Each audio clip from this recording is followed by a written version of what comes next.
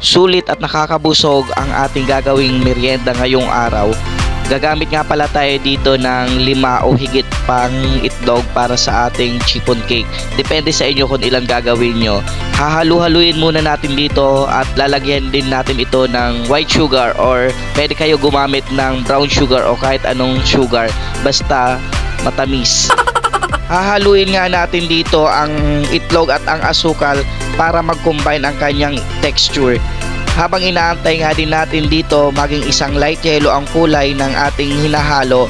So wag natin tigilan to habang hindi ito nagiging kulay light yellow, at halu-haluin natin to hanggang sa tayo mangalay kakahalo.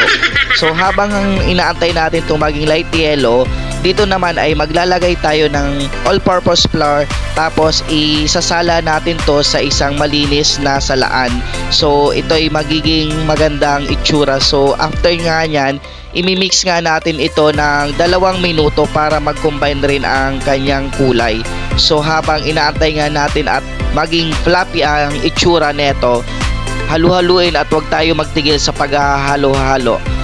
After nga natin malagyan at mahalo, lalagyan nga na rin to ng ating container na gagamitin. Lalagyan natin ng konting oil para hindi ito'y dumikit, at ibubuhos na nga natin dito yung ating mga hinalong mga ingredients na ating gagamitin para sa ating chiffon cake. So after nga yan, kailangan natin taktakin at para mawala ang kanyang bubbles sa kanyang mga lalagyan. So maglalagay nga tayo dito ng aluminum foil para tatakpan natin to yung mga ginawa natin.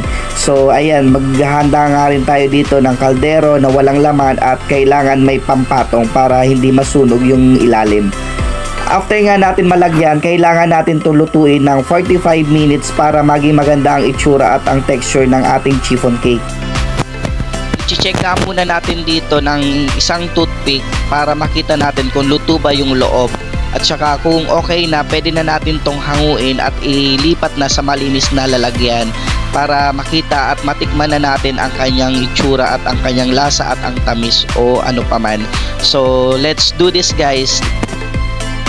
Ito na ang ating finished product na chiffon cake. Talagang super fluffy at talagang kakaiba itong ating niluto ngayong araw. So tara, tikman na natin to.